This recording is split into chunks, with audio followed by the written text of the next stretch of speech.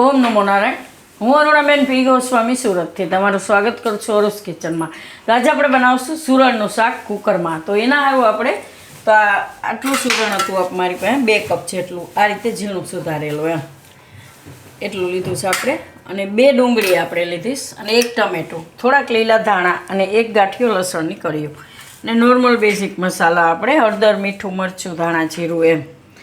અને મીઠું જોઈએ સ્વાદ પ્રમાણે, તેલ જોહે અને પાણી, બસ આટલી જ વસ્તુ આપણે જરૂર પડશે. તો પહેલાં આપણે તેલ ગરમ મૂકી દેવું. તો ગેસ ચાલુ કરશું અને કુકરમાં આપણે તેલ નાખીશું. તો 1 ચમચા જેટલું આપણે તેલ નાખવાનું છે. તો તેલને ગરમ થવા દેવું. તો તેલ ગરમ થાય ત્યાં સુધીમાં આપણે આનો મસાલો તૈયાર કરી લેવું. તો આ લસણ લઈ લેવું, એમાં આપણે થોડુંક વાટી લેવું આ રીતે.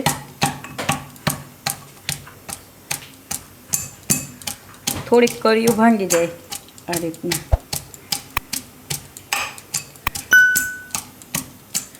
આમાં આપણે આ લાલ મરચું નાખી દઈએ.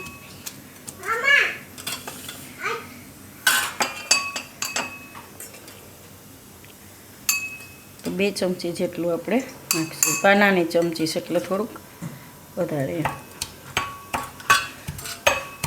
આને વાટી લેવું ત્યાં સુધીમાં. તો આપણે આ રીતે ખાંડી લેવાની ચટણી લાલ લસણવાળી. તેલ આપણું હવે ગરમ થઈ ગયું છે. તો એમાં આપણે થોડીક રાઈ નાખીશું, થોડુંક જીરું.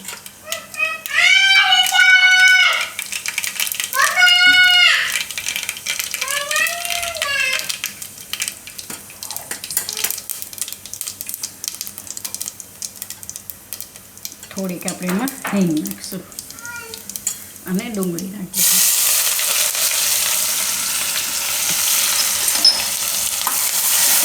ડુંગળી થોડીક વાર તેલમાં ફેરવી લેવું, 1-2 મિનિટ માટે.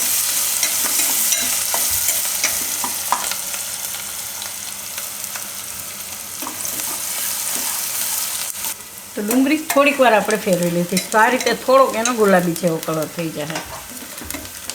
હવે એમાં બીજા મસાલા નાખી દઉં આપણે. તો થોડીક હળદર નાખીશું અને ધાણા જીરું.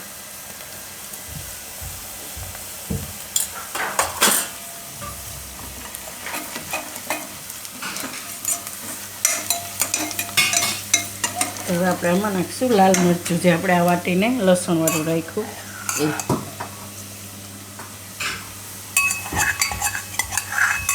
આમાં આપણે લીલું મરચું નથી નાખ્યું એટલે લાલ મરચું થોડુંક વધારે નાખવાનું એમ. તમે જેવું તીખું ખાતા હોય એ પ્રમાણે તમે નાખી શકો એમ. અને આપણે મિક્સ કરી લેવું તેલમાં.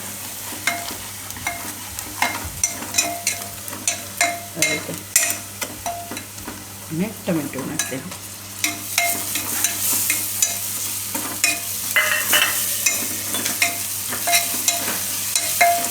હવે આપણે આમાં નાખી દઉં આ સુરણ.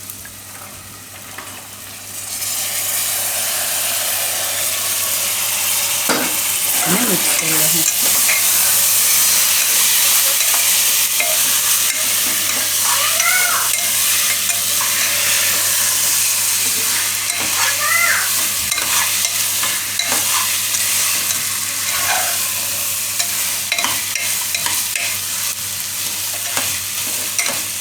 હવે મીઠું નાખી દેવું સ્વાદ પ્રમાણે.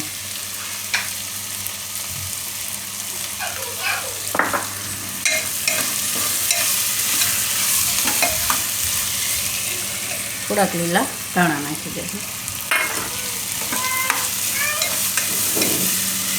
હવે થોડુંક એમાં પાણી નાખીશું આપણે.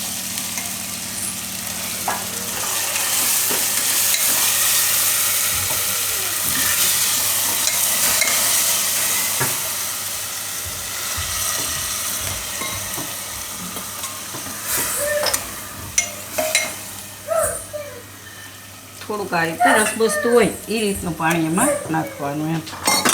આટલું. હવે કુકરનું ઢાંકણું બંધ કરી દઉં. આમાં આપણે 2 જ વિસલ થવા દેવું. કે 2 વિસલમાં તો એકદમ સરસ અને પાકતા વાર નથી લાગતી એમ. તો કુકરમાં આપણે 2 વિસલ થઈ ગઈ છે અને એની રીતે ઠંડુ થવા દીધું છે. હવે જોઈ લઈ ખોલીને, એકદમ સરસ પાકી જાય. આ રીતે થોડુંક રસ બસતું એમ મસ્ત પાકી ગયું છે. થોડાક ધાણા ઉપરથી નાખી દેવું.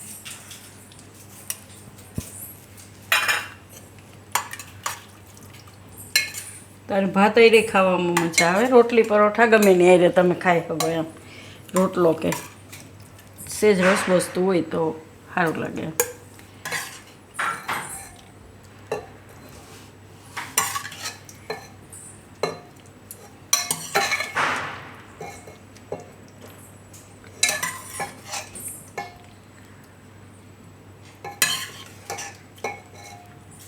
તો 4 થી 5 જણા આટલા શાકમાં આરામથી ખાઈ શકે.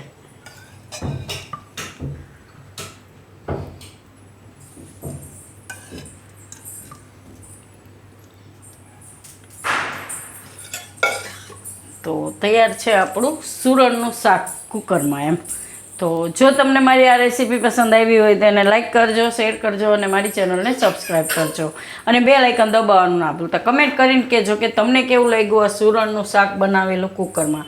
અને આ સુરણને તમે આપણે શું છે કે મોટું લઈ આવ્યા હોય ઘરમાં, ઘણીવાર એવું હોય, તો એને તમે આ રીતે સુધારીને કોઈ પણ એરટાઈટ ડબ્બામાં રાખી દેહો ને તો એ બગડશે નહીં. તો તમારે ગમે ત્યારે શાક બનાવવું હોય તો ઇન્સ્ટન્ટ બની જાય એમ.